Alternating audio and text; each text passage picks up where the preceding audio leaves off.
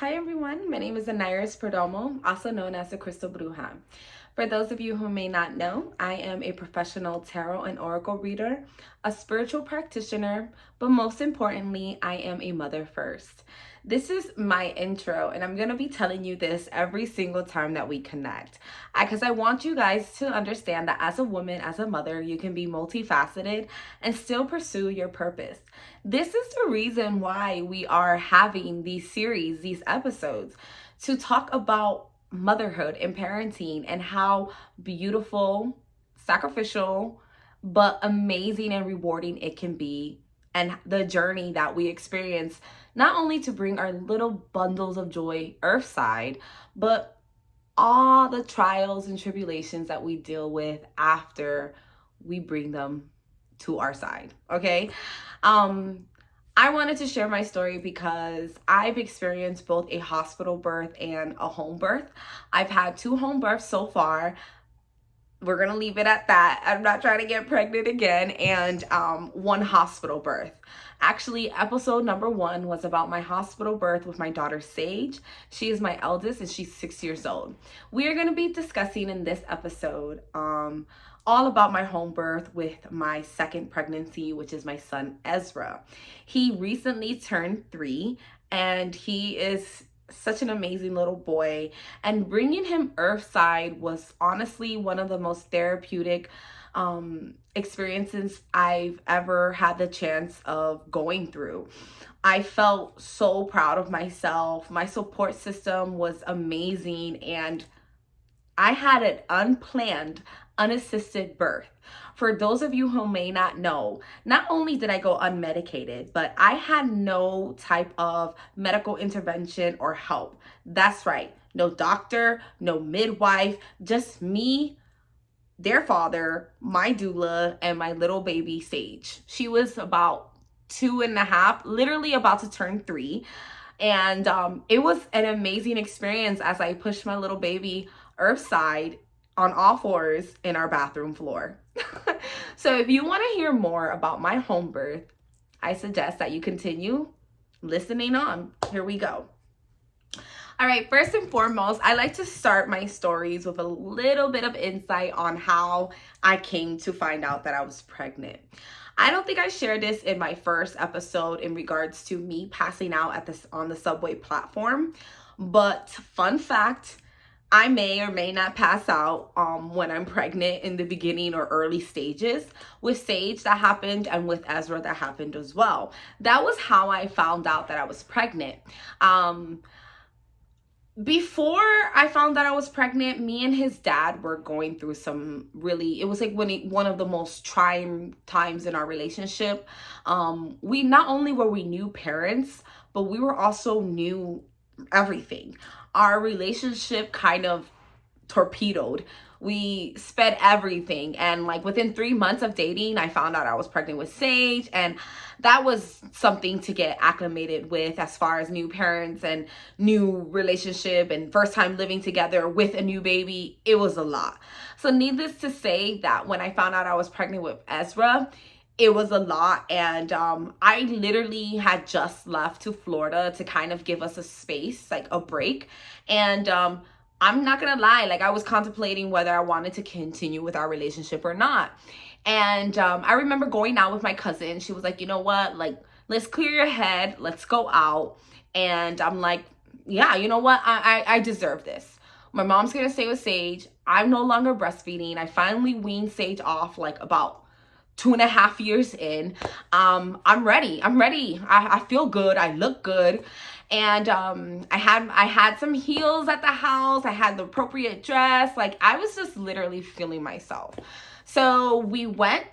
We were gonna go meet up with our other cousin and some friends in South Beach because it was their birthday. And along the way, you know, like I said, we're just enjoying ourselves. We may have smoked a little ganja, and I started to feel kind of off.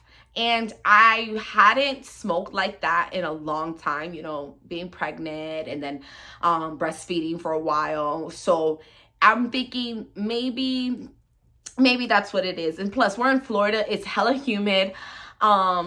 I think my strapless bra is too tight. It was like all these factors that I was playing in as to why I was feeling kind of off. Fast forwarded, we get to the beach, we're walking towards the spot, and I'm literally like, whoa, I don't feel well. Like, it's just becoming more and more prominent that something is not right. As we're there waiting to be seated, I'm like telling my cousins, like, damn, I don't want to be a party pooper, but I really feel like I don't feel well. And I'm thinking maybe my undergarments are too tight. I'm not gonna lie, I'm more of a free baller. I really don't like to be restricted in any type of way or form. So if I can go without wearing underwears or bras, then I'm probably gonna just do that. But in this instance, you know, the dress and everything, I thought, let's be safe than sorry. And then I immediately regretted it. So I'm like, you know what? I'm gonna go to the bathroom. Maybe I gotta take off my bra for a little bit. Like, I just need to do something to get comfortable. My cousins are like, okay, yeah, no worries. Like, we'll leave. If you come back and you still say you're not feeling well, we'll leave. I just want to get some pictures in. Cool. We're gonna take a sponsor break for LaCroix, the water that keeps you hydrated.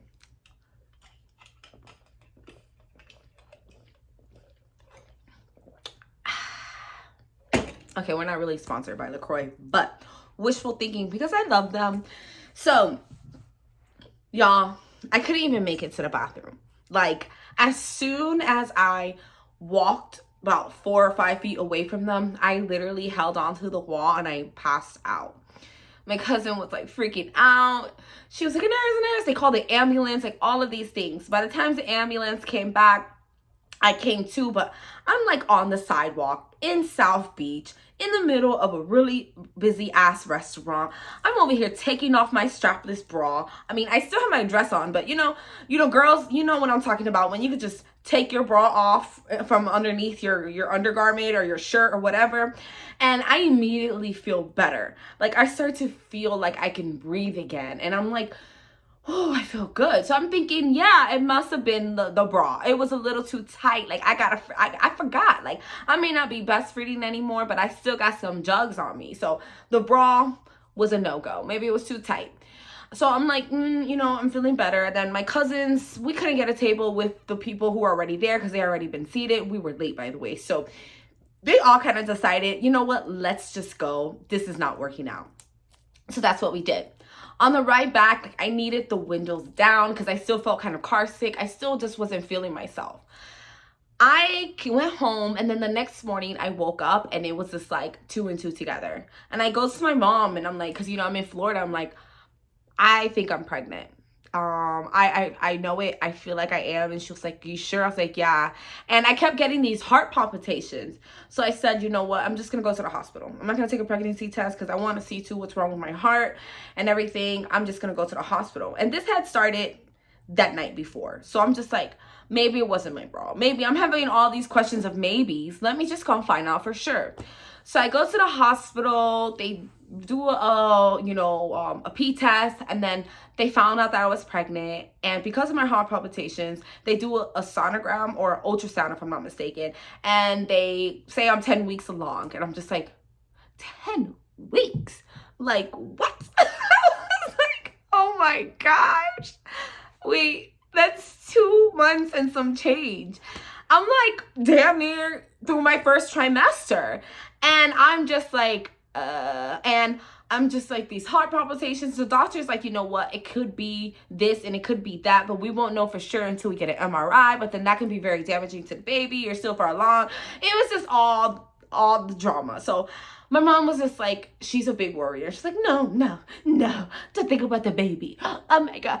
And like I said, me and his father weren't right at the time. So I'm like, I don't even know, like, if I want the baby. Like, that was literally a thought of mine because we were so bad at that time.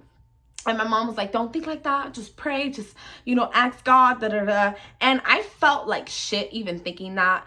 And that's how I knew that I really needed to think about this. And like, I really need to figure out what's going on in our relationship, because I'm pro-choice, but my choice would never, I just could never. That's just me. But to each their own. But the fact that I felt that way was just like a lot to consider, a lot to digest. So for the next 2 weeks, like I was really thinking hard about a lot because it was just heavy. And then I prayed, and like I got a sign that this was a chance for us to kind of like come back together and really work this out, really figure this out. And I spent the last 2 weeks in Florida sorting out everything. I was, me and their dad had a really intensive talk. And, we both decided that we really loved each other and we really want to make this work. And this was a blessing. And, I did a lot of forgiveness. I asked for a lot of forgiveness. I can't even say that word. I asked for a lot of, I repented a lot for having those thoughts because, like I said, it was something that I would never do, but just contemplating it just made me feel like shit.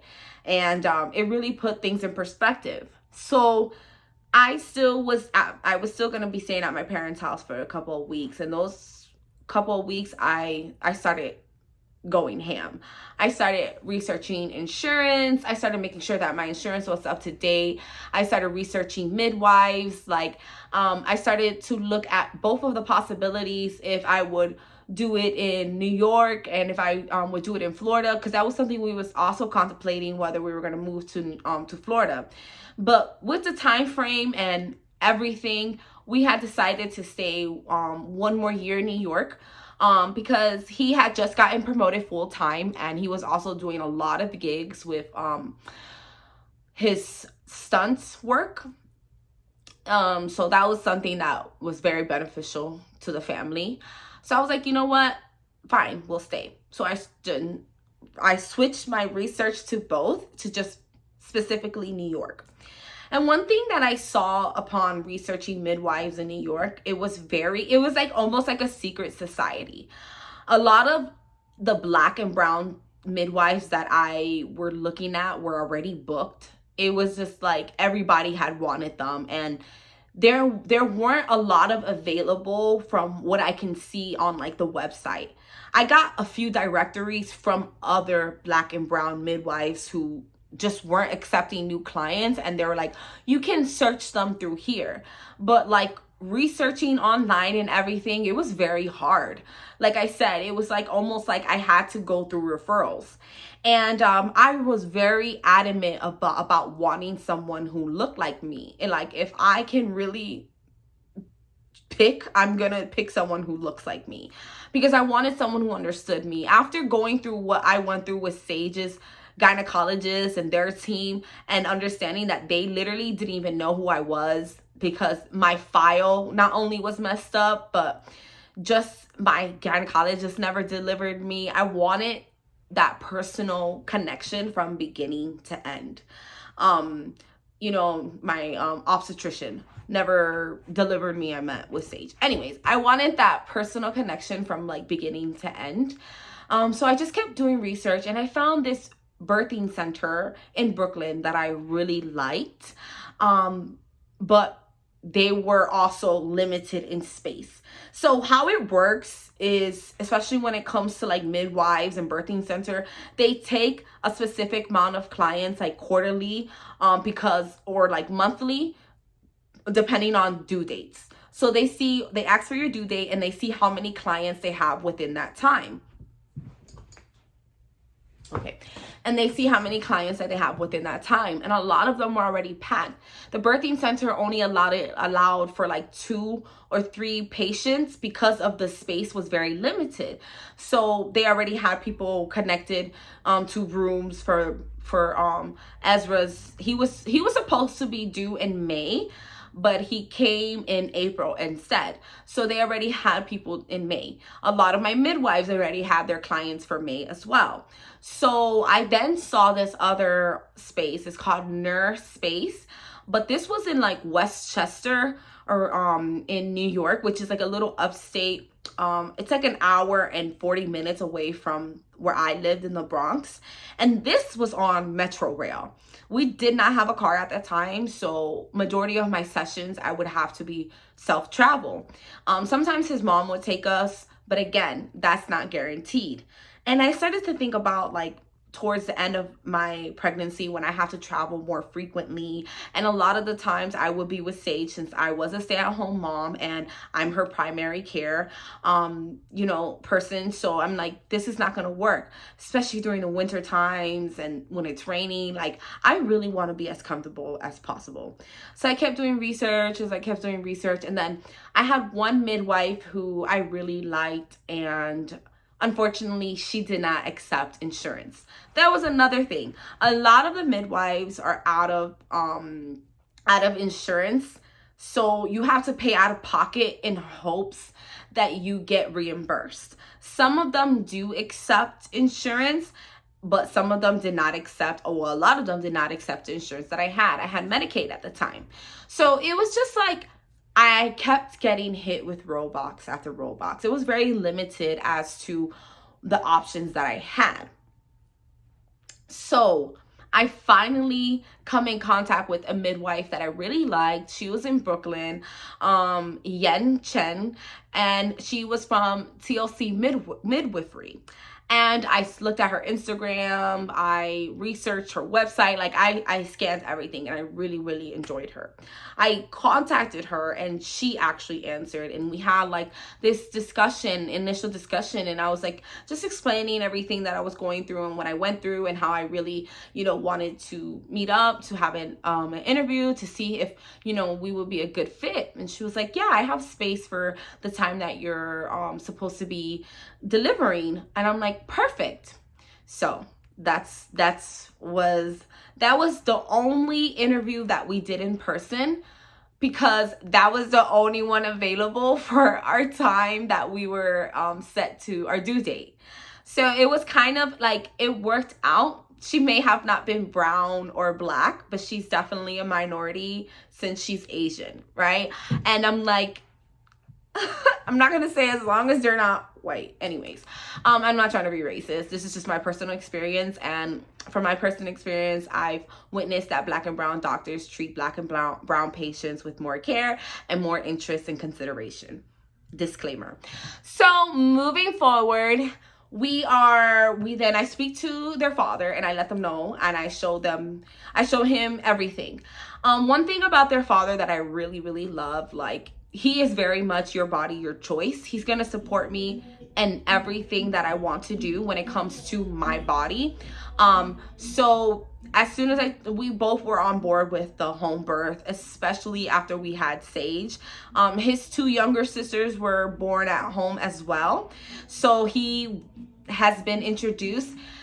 His dad is very spiritual, so he's very much introduced and known about the spiritual world. So he knew that I really wanted a home birth, and I really wanted to be spiritually based, and I really wanted to be something that was that we were all connected to, and he was very much on board. So after we set up the interview to speak with our midwife, our upcoming or our potential midwife, I had went online and I researched questions that you should ask for, if you're going on an interview for a midwife. This is something that I really want to discuss because you want to know what credentials, what history that your midwife has. You want to know what are their medical background, what certifications, what are they good for, what are they known for, have they had any mortality or deaths within their care or underneath their care, will they be working alone, who else will they work with, who else will be in the room with you during labor and delivery, how do they expect things to go during labor and delivery, do they have any rules? Like, there's so many questions that you want to ask, and you want to make sure you ask the most important medical based questions. Like, there's some midwives who are able to unbreech a baby naturally without medical intervention. So you don't have to get a cesarean. There are some midwives who will push to have a natural vaginal delivery after cesarean. There's some midwives who will naturally walk you through a vaginal natural birth of twins or multiples. So there's a lot of opportunities that you can explore when deciding to birth at home, because you are the only person liable, so to speak. The hospital have a lot of boundaries set in place for insurance purposes, for malpractice purposes. Their purpose is to try to avoid the most things that they can to save their ass. Versus when you birth at home or in a birthing center, they really want you to understand that your body is in control and that it's literally your body, your choice, and they're just here to be of guidance or to be of service.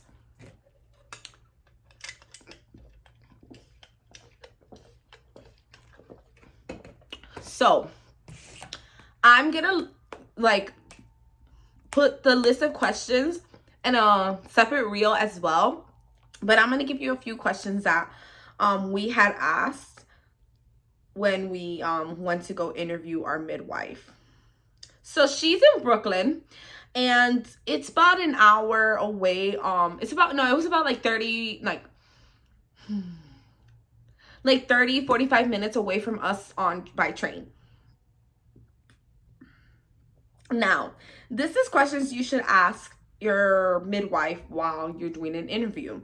Background, education, or philosophy. This is very important, especially if you are religious based or if you're into a spiritual practice and you want your birth to look or feel a certain way. What is your educational background? Are you certified? Are you licensed to practice in this state? What is your credential? So you want to know the credentials. There are people who will lie and say that they're this and that just to be a part of something bigger than themselves. There's been women who unfortunately lost their babies through labor because they trusted someone who didn't have the proper medical history and background. Don't be that person. How long have you been in practice? That's very important. How many births have you attended? How many of these have been home births? My particular midwife is a doctor as well, so she does both. She's not just home birth. She's also worked in hospital settings as well. What are your core values, priorities, and goals as a human birth midwife? What I really loved about my midwife, and I do attribute that to her background, her culture, she's very much about like mind, body, and spirit. A lot of the interventions or any of the remedies that she gave me was very holistic based. Like when my iron was low, she offered this pill that was more holistic based versus the regular iron pill. She also offered certain ways that I can eat. It was like, okay, we're going to really figure out your body before I give you like another over-the-counter pill or medication to take. That's one thing that we both really liked about her when she was giving her philosophy and what she felt like birthing was or should be for a woman. Now, practice organization. Is your practice a group or individual practice? She had her own individual practice. So that was really amazing. And at the time, she had about like 2 or 3 nurses or nurse practitioners or assistants working with her.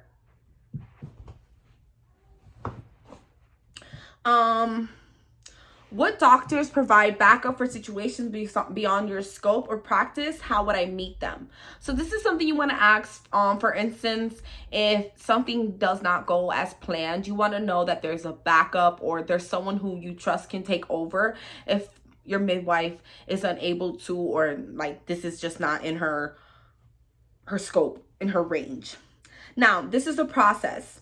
At what point in my labor would you come to my home? That's very important. And I'm going to discuss this because especially after having 2 midwives and 2 home birth experience and them being vastly different, knowing how quickly and the urgency that your midwife will move is important because every birth is different. Some people take forever. Some people are quick like that. So you have to have someone that's going to move as soon as you say, hey, I feel like I'm in labor, because that's you being prioritized. Who would come with you? What would their role be? How would I get to know them before the birth? She was very adamant about that. What would you bring with you? So during our birthing experience, we had to purchase a birthing kit.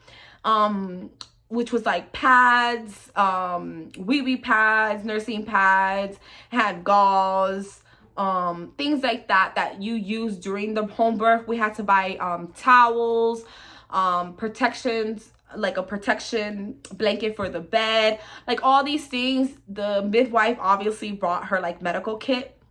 But with your home birth, more than likely, you're going to have to purchase your own supplies for like the labor process itself. We had wanted or intended to do a water birth. That was a goal of mine, but I spent most of the time in the bath, to be honest. Like, I let his dad sleep for a long time. And then when I felt like I couldn't take it anymore, like around 1 o'clock in the morning, I had woke him up. And I was just so needy that like every time he wanted to go set up the bath, I'm like, come here. So it didn't even happen the way that we wanted. So what preparations would I need to make in advance? Would I need to get any supplies or equipment? We spoke about that. Prenatal care. In your practice, how long are prenatal visits and whom would I see? What schedule of prenatal visits do you recommend and what happens during those visits? Companions during labor, care around the time of birth. How do you feel about elected induction? Have you had any, like I said, have you had any babies die during your labor and why? You want to know. This is your opportunity to ask all the questions you want to know, all the questions that scare you, all the questions that you have surrounding home births that really put this like negative connotation, that put this fear within you. This is your opportunity to ask your midwife, and you're gonna hear responses that are really gonna give you a chance to really settle and calm your nerves. After speaking to her, we both walked out there feeling so confident and was like, yes, she's a one. We really loved her. She walked us through everything, and you know, she was very reassuring. And from there, it was from there, she had suggested we you know, during home births, it's very advisable that you get a doula. You want someone to be there, a support system, and that was something that I really wanted, regardless if she didn't suggest it or not. It was something that I was looking at because I felt really alone during the process of my labor with Sage, especially with all the stuff that was happening. And during the home birth, I wanted to have someone by my side who was an advocate for home births and who would kind of reassure me or validate me when I felt self-doubt or when I wasn't feeling myself, and kind of help me connect with my body more, since this experience is literally forcing me to trust my body in ways that I probably wasn't ready to. So then started my doula journey of finding a doula. First and foremost, I called my insurance and I spoke with my insurance, and luckily the insurance that I had covered a significant amount of midwife or home birth care and payments. My midwife as well took my insurance, but we had to pay $1,500 out of pocket, but payments plans were accepted, and she stated that that wasn't necessary until either the month of my due date or after my due date. So that wasn't something that I was like, oh, we need it now. So she had her own like insurance team. She had her own her own financial team. They were very helpful. I think her name was Katie. She walked me through everything. She was very helpful. If I needed to change insurance, she recommended that this insurance had more coverage than this one. Very, very knowledgeable, which I really love because that took some pressure off of me. So I then got referred to Ancient Song Doula, which is another service, another place in Brooklyn. I lived in the Bronx, but I'm a Brooklyn girl. Like, I love Brooklyn. Like, I really do. I lived there for almost a year, and I loved it. I loved everything about Brooklyn. So it was funny how after we moved to the Bronx, everything that I found for our home birth was in Brooklyn. So Ancient Song Doula is a great doula service in Brooklyn that connects you with doulas from intermediate to very professional. Well, I don't want to say professional. They're all professional. Intermediate from...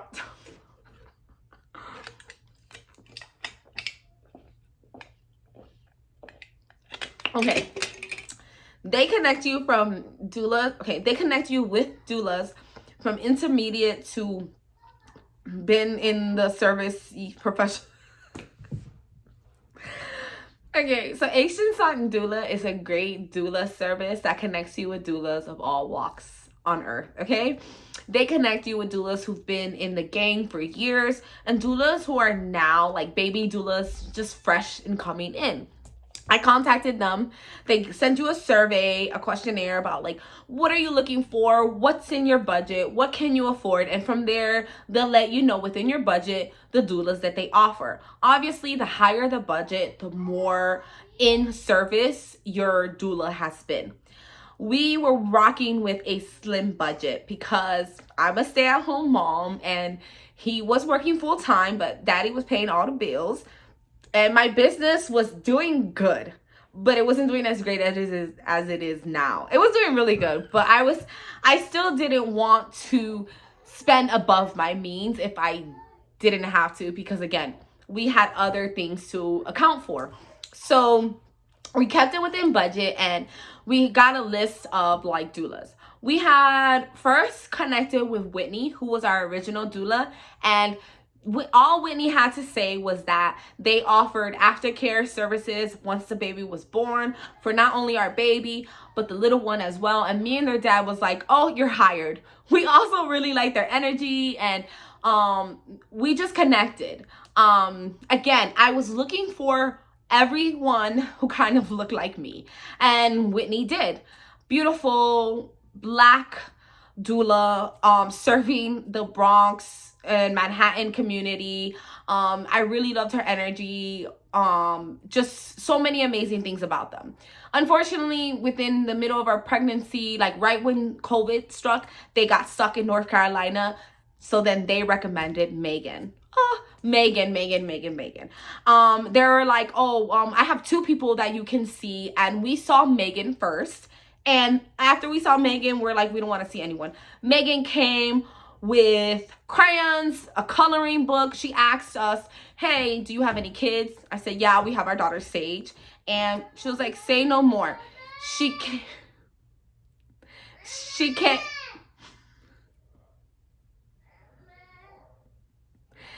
came with a coloring book and crayons to our meeting. Again, this was also an interviewing process for our doula. We went with questions. Of course, I went online and I researched a bunch of questions, and we went to questions to interview the doula. Because you want to make sure, especially this is a very personal situation. This is not just like going to the doctors, picking a gyno or OBGYN, and then monthly visits, and then going to a hospital and kind of getting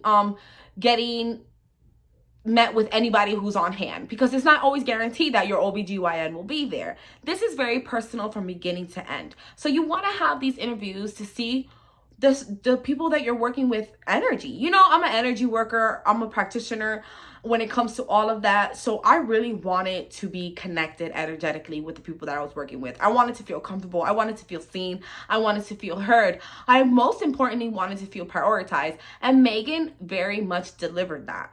It was like she was also interviewing us, like about our couple, about how we met. You know, it was just like we were friends. I felt like there was no judgment. I told her about how exhausted I was and that, you know, my concerns with my first pregnancy that I'm really trying to avoid with this pregnancy.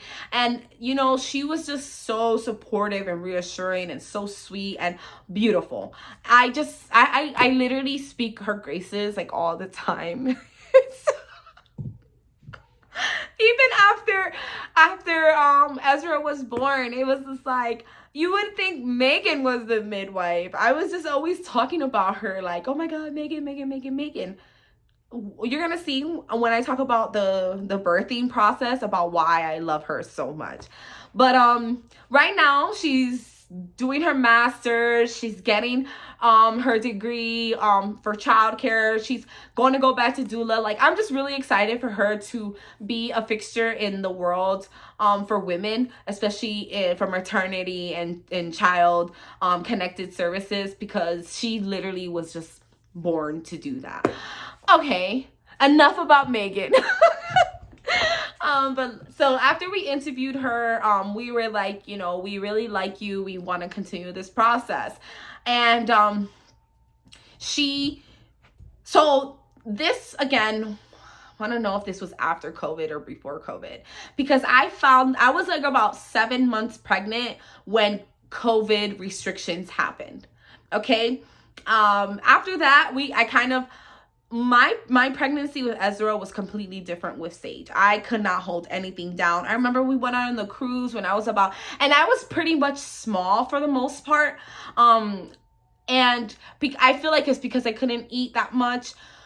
Like, me and his dad decided to get back together. Me and her dad decided to get back together, but there was still stuff we were working on through our relationship. And, you know, unfortunately, we had to put that aside because right now is making sure that I'm healthy and making sure that I'm able to bring this baby boy earthside in the way that we intended. So we just enjoyed ourselves and tried to make the best of everything. We went on the cruise. That was an amazing experience. That's actually how we got Ezra's name. That was the most difficult thing, finding out his name. And I remember we're in the cruise and we're just spending time in the cabin, and his mom has Sage, and we're watching Harry Potter the Beast. I forgot the full movie's name. And someone says something Ezra. And we both look at each other and we're like, I love that name. I love it. And his grandfather, who just passed away, his name is David, and we were like, Ezra David, it just goes together. And yeah, we came off the cruise, we had a name, and then COVID hits. And which was funny because I was gonna stay in Florida to visit my family. He had to come back to New York to work. So I was like nervous. I'm like, oh my God, like what if I can't go back to New York? And right when I go back to New York is when they put all the restrictions on travel. So it changed the way we did our midwife's appointment. We literally, his mom did not allow us to go back on that train or the subway. We had to wear our mask. Like, it was just a lot and overwhelming. And then they started to be like, you know, do you need the COVID vaccine? And my midwife knew where my stance was with about vaccines and being vaccinated. I don't vaccinate my children. I don't. All about building their immunity naturally. That's just again, your body, your choice. And that's my choice for my children and myself. So she asked once and it was never brought up again. But she was always made sure that I was being safe, always made sure that I had no fever. It was just like, you know, we're always going to make sure that you're okay and the baby's okay. One thing that kind of threw me off with Ezra, that really made me feel kind of like nervous or disconnected to him, was that I barely saw him on an ultrasound.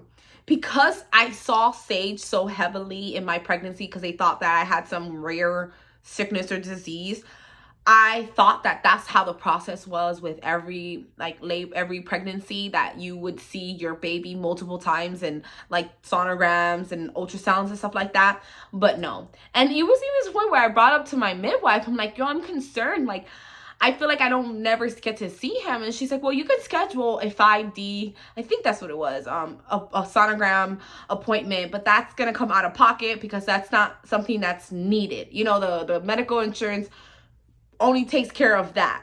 Then upon researching that, I was researching that that's not even necessary. Having sonograms and ultrasounds and stuff like that. So yeah, when I started researching about home births, I started researching about like the original ways of labor and delivery, original ways that women would deliver their babies earthside in the natural, in the wild. And it was like the least medical intervention ever. And these babies came, you know, some labors can take up to weeks.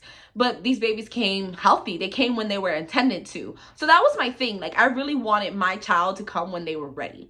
I didn't want any type of rush or urgency, because if they're not in distress and there's something wrong with myself or them, then they'll come when they're ready. So I had just came back from New York, you know, after the COVID restrictions and everything like that. And at this point, we were just getting ready for our home birth. We were getting ready. We know there was stuff that we really wanted to do. I couldn't do delayed cord clamping or the lotus birth with Sage because she was a NICU baby. They kind of had to just rush her and take her away from me. So with Ezra, I really wanted to at least do the delayed cord clamping. And I wanted to do a lotus birth as well. We'll talk about that. I also wanted to keep his placenta, dehydrate it, and put it in pills. Like, one thing about me, when I have something in mind, I go hard. I bought the dehydrator. I bought the capsules. I bought the encapsulation kit to put the capsules and then to pour everything in. Like, I got all the supplies because I was really that adamant that I'm going to do this. Especially after reading that when you ingest your placenta after the labor, whether it be a tincture, whether it be capsules, whether you even cut some up and put it in your smoothie, it helps with the hormone imbalance and it helps prevent postpartum depression, which is something that I really had heavy with Sage, like really bad. So I'm like, I don't want to feel any of the way that I felt with Sage when I have Ezra. I'm going to have 2 kids. I really want to feel my best. So that was something that I'm like, this is what's going to happen. I'm going to do this. I'm going to do this. So we started then getting all of our supplies. With my midwife, you can rent the pool from her and you have to buy your own liner. So that's what we did. We rented the pool and we bought our own liner and we just started prepping for our labor and delivery. Another thing that you want to ask is, or find out, is what hospital that's nearest to you has a maternity ward, because not all hospital has a labor and delivery or maternity ward. Not all hospitals are equipped for that. So that's something you also want to research, and you want to research if your midwife is able to then still provide a service while you're there, because there's some midwives that are connected to certain hospitals. So that's something you want to ask as well. You want to ask your insurance to, this is like random, but your insurance is capable of covering your doula services. Your insurance is capable of covering certain childbirth classes. So that is something too, you want to see what your options were. Because of COVID, I was able to take a childbirthing class for free because they were offering it over online and not in person. So there was one, oh my God, let me see if I can find her on my end. There was one. So what I did is, since I already had Sage, I did hypnobirthing and breathing classes. I'm very big on breath work and breath work techniques. So I wanted to learn how to breathe properly, to relax and to flow into my pain. The hypnobirthing classes really helped focus on meditative state and consciousness and breathing techniques as well. So that's something that I did. Let me see if I can find it.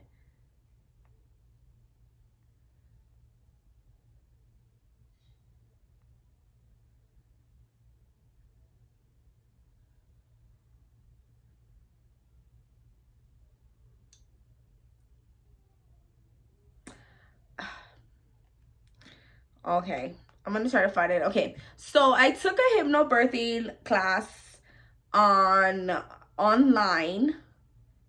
This was a lady, she was also in Brooklyn. I think, let me see.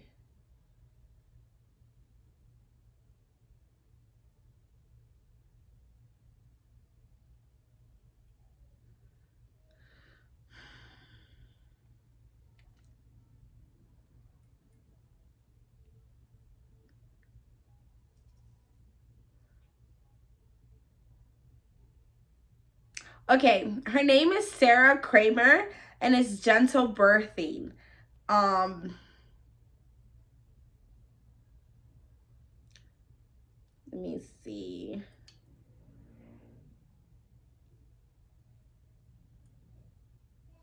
Yeah, this is her. So it's hypnobirthing with Sarah Kramer. Yes, this is her. Oh my God. She was so relaxing. so attentive for it, and like there was multiple people. It was like a group class that she would do every Saturday. It was donation based, so it wasn't technically free. It was whatever you can donate, and if you couldn't donate, that was okay either way. She really wanted to focus on helping women during COVID, because there was a boom of home births during COVID, like a boom, because they were restricting parents from being together during the labor and delivering. They were forcing women to labor with mask on and without their partners next to them, in the most traumatic experience. I was not about to put myself through that at all. So that was another like, okay, girl, you better go through this. It was type of like do or die type of situation. So I knew that I had to do everything that I could to make myself ready and comfortable for my home birth.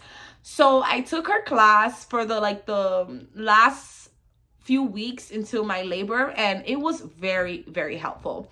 She talked about meditative consciousness. She talked about terminology, changing certain words to be more pleasurable, more desirable. Like for instance, she mentioned not to call contractions. Sorry, y'all. She mentioned not to call contractions. She said that it would be better if you call them surges. And she talked about your body and how your mind is like one of the most strongest tools, and things that I was already practicing within my work, my line of work. But having a practitioner and having a teacher is very important. You know, we're always learning. So it was really great to learn new tools on how to self hypno, I think this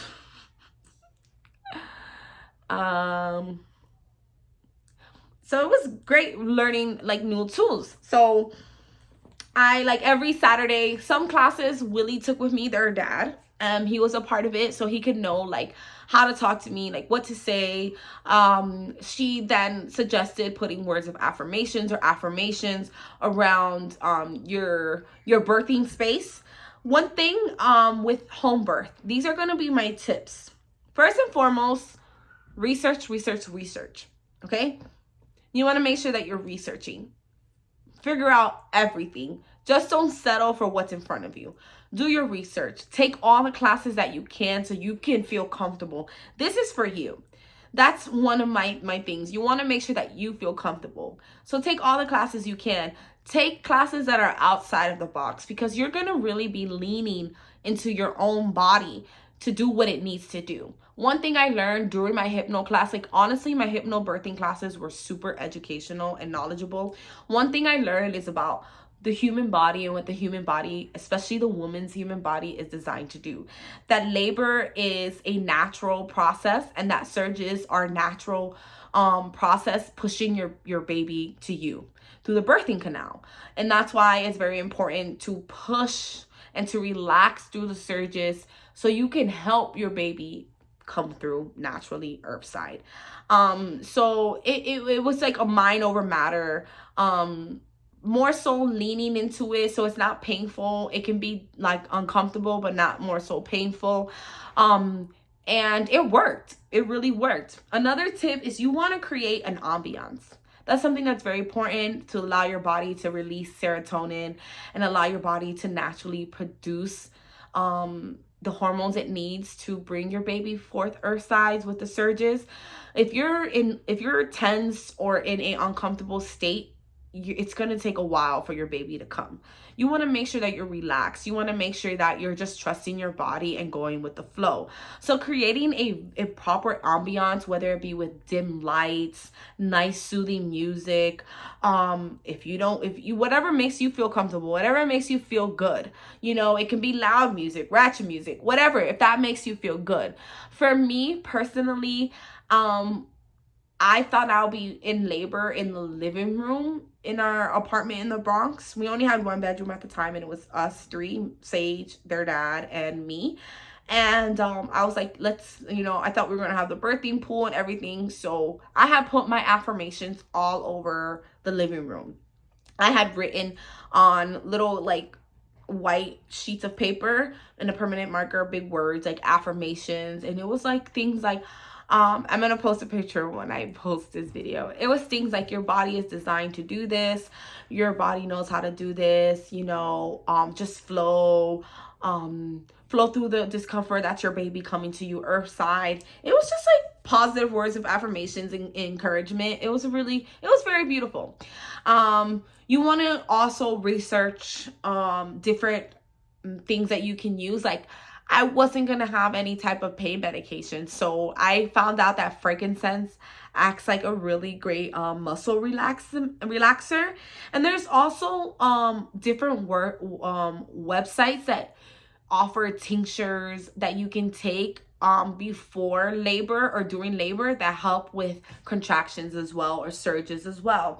So there's like holistic medicine that you can take during pregnancy or during labor to make it more to make it easier, basically. So do your research on the other things that you can use if you're not going to use medication. Have food, have a lot of liquids nearby, have a lot of like soup, smoothies, water, juice. Have that nearby. This is your home birth. You're not going to be restricted, so you're able to eat. I wouldn't suggest eating anything heavy because you're going to be doing a lot of pushing. You may get nauseous. You may poop. So you want to make sure you're not doing too much when it comes to the eating part. But make sure that you are having a lot of fluids. You're resting. Another thing, move your body. We are not designed to labor laying down. I had to learn that the hard way. The baby will flow and come to you easier and more naturally if you stand up or are in an upward position, whether that be on all fours, squatting, standing up. Even if you kind of lay back, not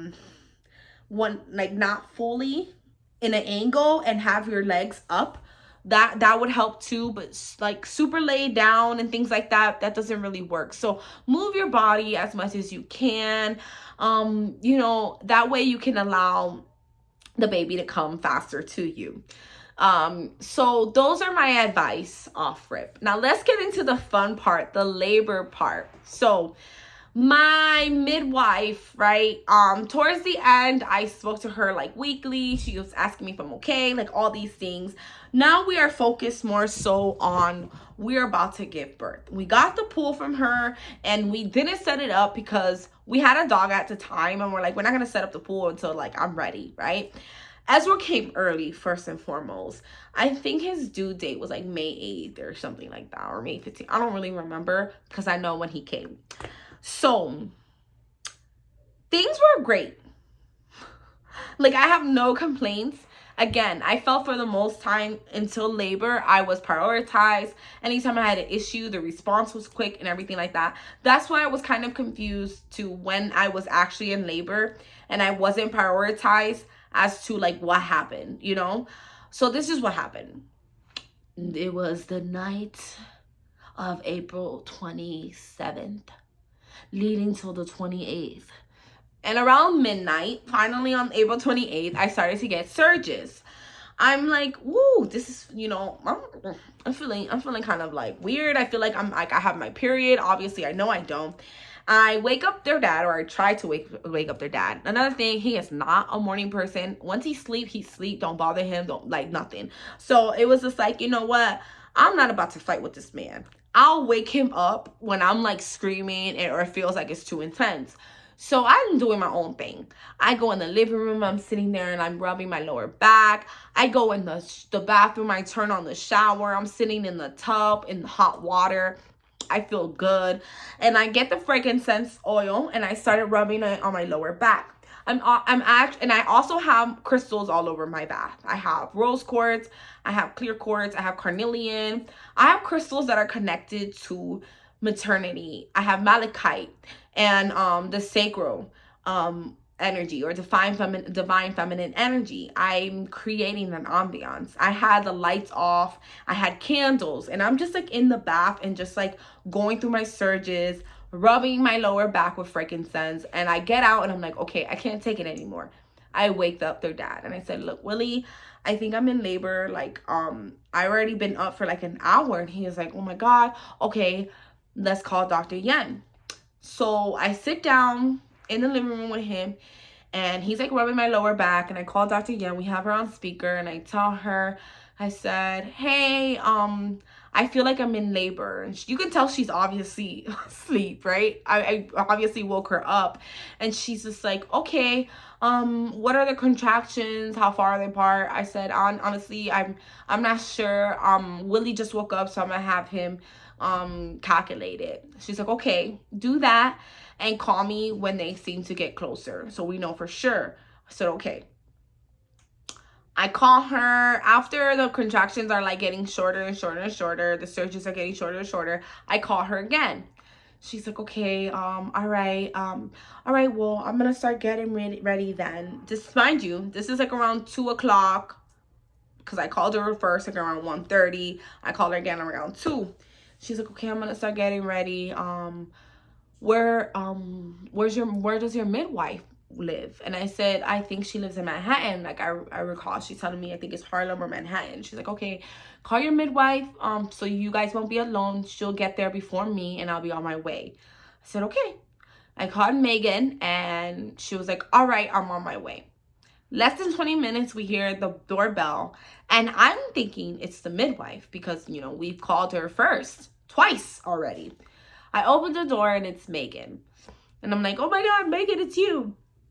She's like, hey, how's everything? You know, she's confused. She's like, where's Dr. Yen? I said, she's still not here. And she's like, she's not. I said, no, at this time, it's about like 3 o'clock in the morning, right? And I'm like, no. And I'm like, my surges are more intense. I'm feeling it. And like, everything's going super fast at this point. And she's like, well, wow, you know. And I was like, but she said she's on the way. We call her again, she doesn't answer. So I'm like, okay, she's probably on the way. You know, I'm sitting down in the living room, Willie's rubbing me, Sage is still sleeping, so she's not up. And Megan's, you know, asking what can she do. She starts, I forget the details at this point, because like I'm literally on the couch, and like I remember like this, and I'm like, if I'm not mistaken, I'm naked because like I said, I don't like to be restricted. Like, I'm very much serious about that. Like, I'm like just sitting there. So I'm wearing my maternity panties, which are like kind of like depends. So if you have an accident or anything like that, it stays within. And I asked if they can put a wee pad under me because I feel that hot. Like, I just feel very sweaty and sticky. Like, we're in New York, by the way, and it's April. Although we're kind of in spring weather, it's still hot, and New York doesn't have central AC. So I'm just like, you know, I still feel kind of hot. So I'm sitting there, and all I hear or feel is like a push. Like, it's literally like if a balloon, like if I had like a water balloon in my vagina and someone went in there with a needle and popped it, and it was like a push, and like it's just like splashes all over the wee pad. And I'm like, I get up and I'm like, I think my water just broke. And she's like, oh my God, like, yeah, I think so too. And y'all, I was having surges, mad chill. When your water breaks, is like induction, if I'm saying it right. The surges were like now like less than a minute apart. They were just coming back to back. I start sweating. That's how intense it was. Willie's like, babe, you're like sweaty. And I'm like, I know. And Megan comes up to me and she's like patting my face and drying me up. And I'm like holding on to the sink, and she's like, sway side to side, rock side to side. You got this, mama. Breathe. She's like directing me to breathe, and I'm like breathing, and I'm like calming down. And then I was like, I need to get in the tub. She's like, and they're like, okay. So Willie goes to hold me to get in the tub, and like I go to sit down, and I'm like, no, I want to get out. And it's like the surges are just so intense, and I'm like trying to remember everything that I learned at the hypnobirthing. I'm trying to remember everything, but it's too intense. Like, I can't. And I'm just like, oh my God. I was like, and this was the turning point. I get up out the tub, and when I'm holding Willie, and I'm holding him like this, and I'm like, I don't think I could do this, babe. I think I want to go to the hospital. And he's like, no, you don't. You don't want to go to the hospital. I won't be able to be there with you. You can do this. Remember, your body knows what it's supposed to do. You got this. Like, just hearing him say that, and then Megan also repeating the affirmations around me, I was like, I got this. And then I'm like, I think I gotta poop. And I start walking to the toilet, and I go and sit down. And I'm like, oh my God, I feel like I have to poop. And I'm like holding whatever in, because I'm like, all I'm thinking is like, what if it's not poop? Like, you know, because again, like, you guys got to remember, like, I had an epidural with Sage. So I didn't feel anything until it was already time for me to push. So I don't know how it's supposed to feel. I don't know what it feels to have the baby pushing down on the bottom, and it feels like they're pushing down on your scrotum to the point where you feel like you have to poop. Like, I don't know this shit. So I'm just like, I feel like I have to poop. And I didn't tell y'all about Megan, but she had just graduated from the doula academy, so to speak. This was her first real live birth where she is like the primary doula. She had attended births where she is like a spectator, so to speak. But this is just her, right? And at this point, it's just me, her, and their dad. And there's no midwife. So we're all like kind of like low-key freaking out and trying to keep it all in at the same time. So I get up, and when I get up, something falls out of my vagina, and it looked like a piece of my placenta. I still to this day don't know. And I'm like, oh my God, what is that? And she's like, I don't know. She's like, I'm gonna FaceTime your midwife. So I'm like, okay.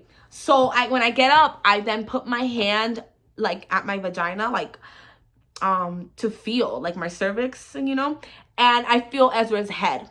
And I said, oh my God, he's right there, like he's coming. And she's like, oh, so she calls the midwife, and the midwife, like, at this point, it's about like almost 5 o'clock in the morning, y'all. 5 o'clock in the morning. I called her at 1. So that's like 4.5 hours. She's not, I don't get it. Anyway, so I'm like, he's coming, and I hold on to the doorway, and I'm like squatting, and I'm like, no, that's uncomfortable. And and so I get on all fours, and I'm like, and the midwife's like, do you feel him coming? I said, yeah, like I felt his head. He's coming. And then she's like, okay, we'll try not to push. And I felt very like offended, because I'm like, I'm not even pushing. Like, a baby comes and pushes naturally. Like, this is not something that I'm forcing myself to do. Like, it's happening. And I'm like, I can't like, just like, I can't like not push y'all. Like, so I'm just like, at this point, she may be on FaceTime, but you ain't in my FaceTime. Like, I'm not worried about you. I'm gonna listen to my body. I'm gonna intuitively, because I'm gonna listen to my body. I'm gonna intuitively listen to my body. That's what I do. That's literally what I teach my clients, and this is what I do. So it's time for me to step into my power. So that's what I did, y'all. I put on my big girl panties, and I said, fuck that. I'm listening to my body. Willie, get behind me. That's literally what I said. I was like, Willie, get behind me. He's coming, and I need you to get Ezra. And he's like, what? Like, okay, because he was about to record the experience. And I'm like, no, get behind me. Megan's holding the FaceTime with the doula. At this time, Sage done woke up. So she's holding Sage and the FaceTime. Willie's behind me. He a mid-husband at this point. And we don't got no footage. And I don't really care, because I just want to make sure that my son's here Earthside. I literally actively pushed about 3 times. It was like one, and then breathe. Like, at this point, I'm leaning into every learning that was given to me during our hypnobirthing. I'm allowing my body to take over. I'm experiencing the discomfort. I'm not allowing the pain to like to engulf me. Like, I really feel like it's kind of orgasmic at this point. Like, even my breathing is not it's like moaning and sighing. It was very like, it was fast, and it was amazing.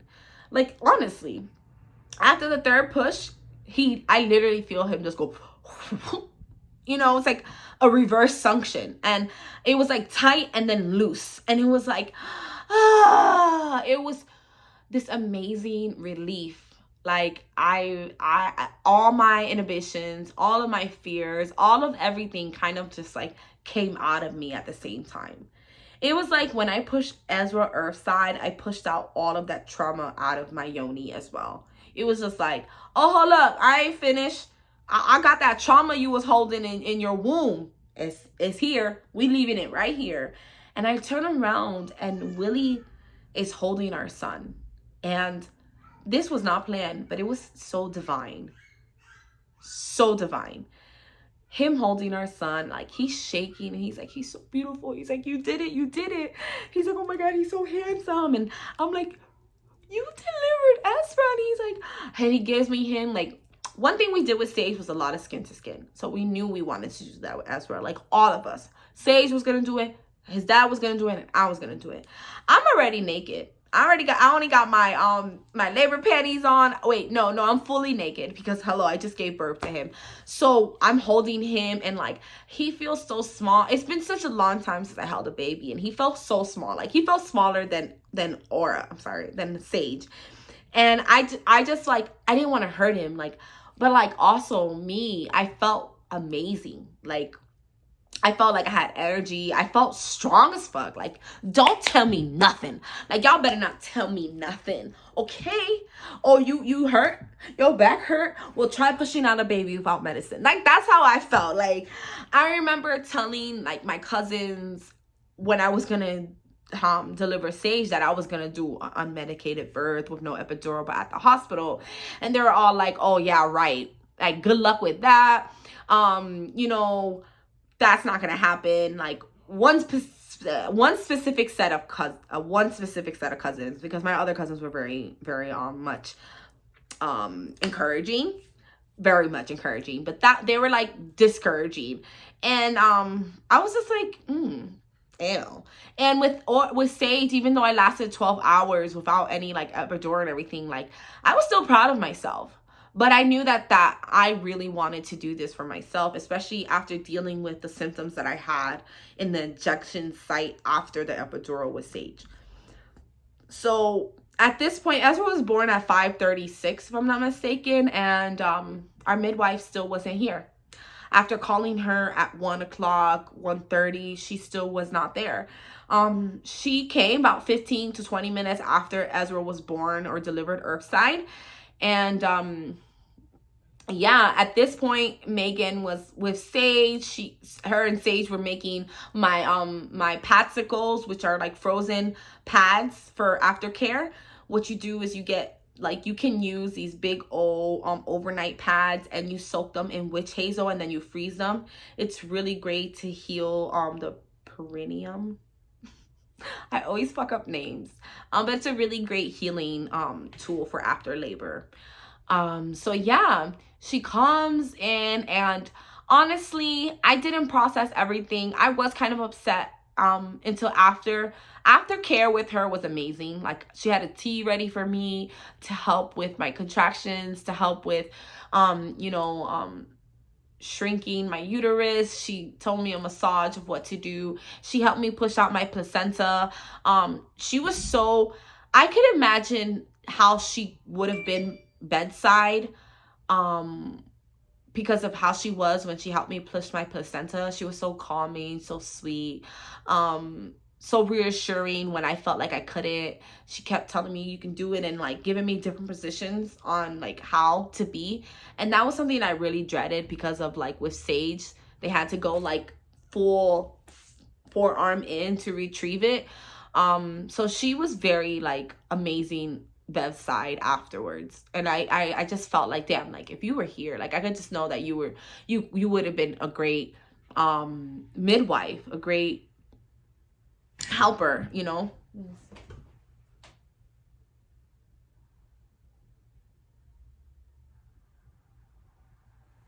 I think he took out the kids. So like, like I said, I didn't process everything until after. She comes, she helps. She stayed pretty much the rest of the day. I think she leaves like around 1 or 2. And like I said, while she's there, she's just helping me. And like, I had all this energy. I did not have any of this with Sage. I had all this energy. I was like organizing the room. I was putting things away.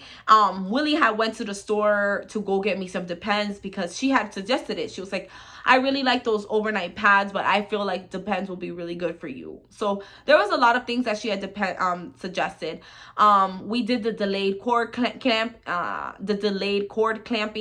I have a picture I'll show you guys where we cut the cord after the umbilical cord was white. There was no blood or anything like that. It ensures that the baby receives all like the last of his blood supply after labor. So we did that. We kept the placenta.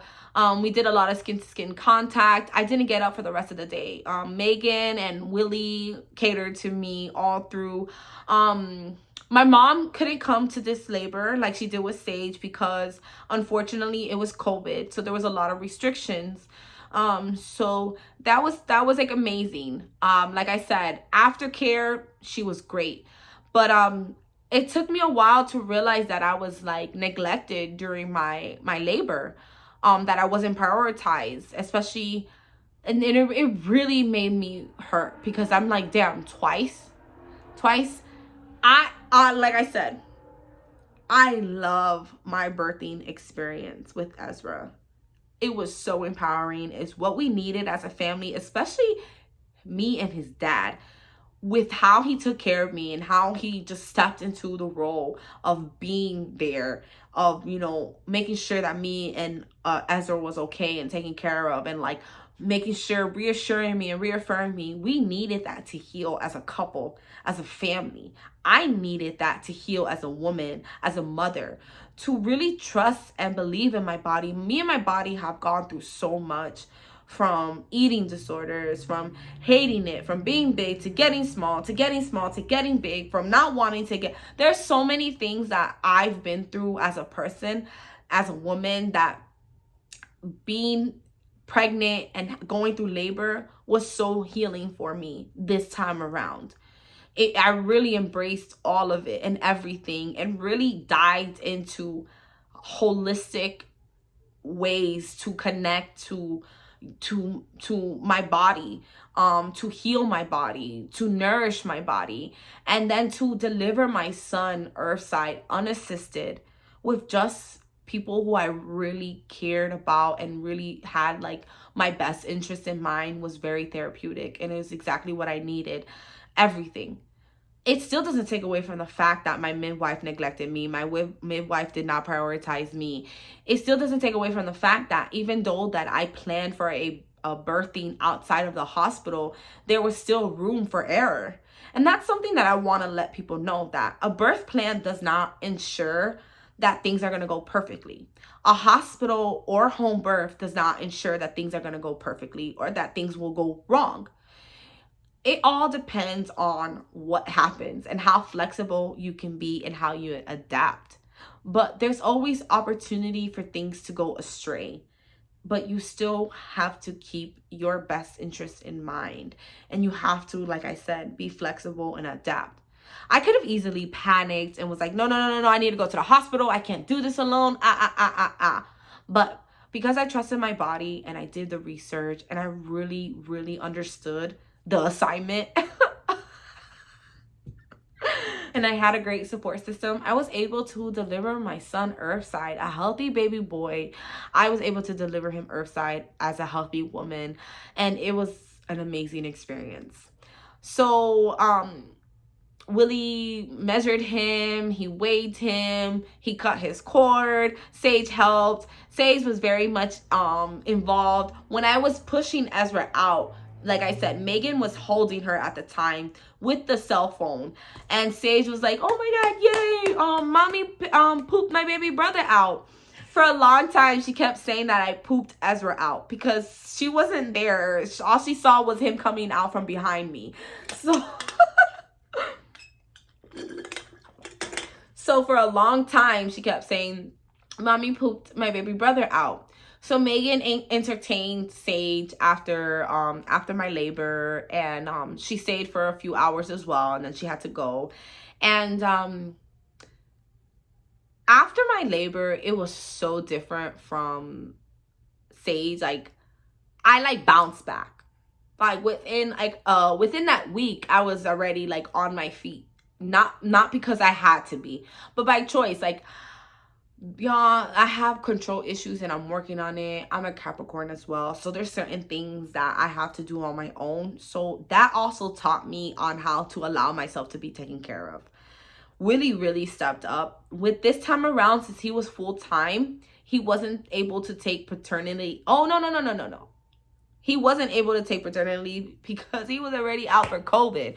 So for this time around, we had like workers' comp and everything like that. So he was home full-time. So that was very also beneficial. And he took care of me. Like, if he wasn't trying to make dinner, he sure enough was buying dinner. He took care of Sage. And like I said, I had energy. I really didn't want to stay laying down if I didn't have to. I spent most of my time resting in the living room. Like, the couch was me and Ezra's sanctuary. We stayed in the couch because that way we were able to, be around Sage. We were able to just be in the mix of it all. I didn't really want to have any visitors afterwards. I'm a very, I did that with Sage too. Like, I like to have the first few days with just me and my family, no visitors, no nothing, especially with COVID. We didn't have visitors for a while. A lot of the interactions were through FaceTime. So after that, we had then, postnatal visits with our midwife.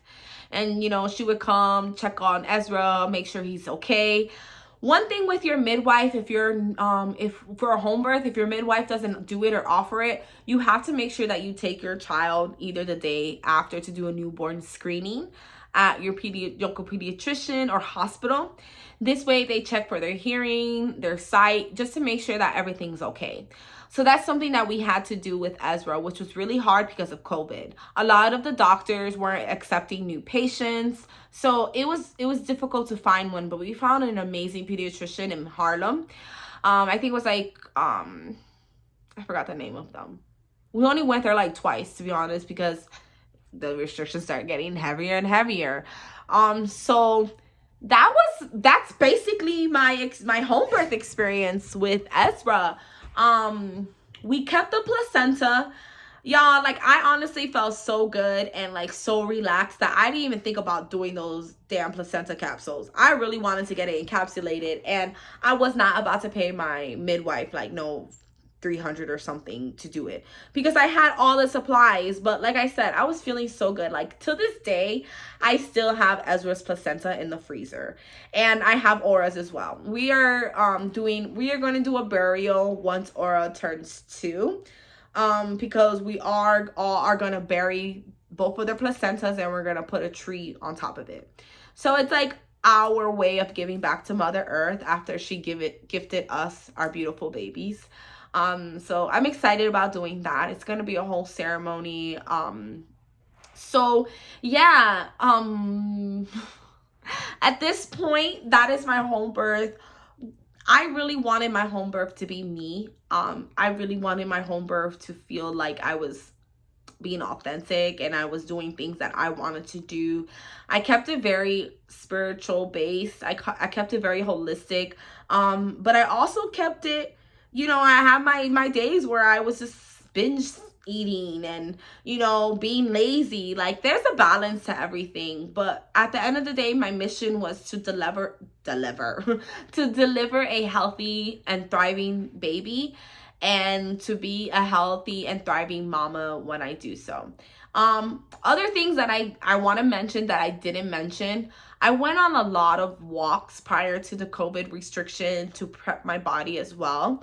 I did a lot of hip opening exercises, which is really great for natural labor and birth, because it opens the birthing canal and allows for your hips to open and for your cervix to open and for everything to flow. You can also do massages perineal. I need to get that. I'm gonna get the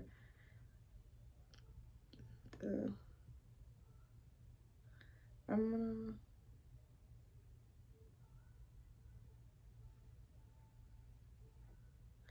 per perineal perineal whatever. So it's a massage that you do along your cervix. So what it is,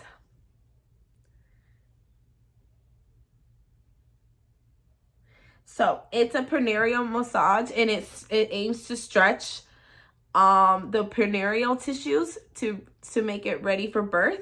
It's usually these two fingers, and you can use olive oil. And you stretch the outside like your partner want to do it. You stretch the outside and it opens and makes it stretch, so that prevents tearing and things of that nature. So I feel like I talked about majority of what I wanted to talk about. That was my labor experience, my home birth experience with Ezra.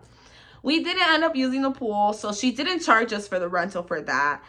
She was apologetic for her lack of urgency of not being there. Like I said, there's no love lost. I then referred her when I had two friends who were looking to conceive and one was pregnant. I referred them to her as well. Like, I still think that she's an amazing practitioner. I loved her during my experience. Could she have prioritized me more? Yeah, of course. At the end of the day, I still was able to deliver my baby boy healthy and in the most beautiful way. It makes a great story. We love telling the story. When his dad will tell the story, he looked like a proud papa. I love it. I love telling the story. Willie is always saying how amazing I was. Like, I did that. Like, I was so strong. Like, it was exactly what we needed, like I said. So at the end of the day, I'm grateful for everything and how it turned out, and I'm grateful for my experience, and it really solidified us having that second home birth when we found out that we were pregnant with Aura. And having that home birth in Florida was completely different than New York. My birth was with my labor, my birth, and my pregnancy with Aura was so different. And I can't wait to talk to you guys about that. That was really a glow up season for me. And having her born in the same room that I was raised in was kind of like a full circle moment for me. So I'm excited to talk about that. I hope you guys enjoyed episode number 2 of the Spirit of Birthing. If there's anything else you guys want to know or hear, please let me know. I'm going to be throwing out a few more reels about questions that you should ask your midwife and your doula when looking to secure one for your home birth or labor experience. Once again, my name is Aniris Perdomo. I am your favorite professional tarot and oracle reader and spiritual practitioner. If you want to book me for any services, I work with womb healing and womb care meditation services. I work with chakra activation and balancing, Reiki, crystal healing, also tarot reading as well, plus more.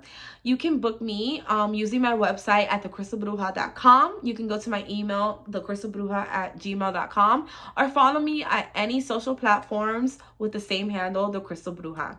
I look forward to hearing from you guys. If you have any comments or any advice, or even to share your story, please do so and leave a comment below. In the meantime, stay tuned for episode 3 of The Spirit of Birthing. What should I talk about next? You guys, please let me know. Have some suggestions. I kind of know what I want to do, but I really love to hear from you guys. So holla at your girl. Take care.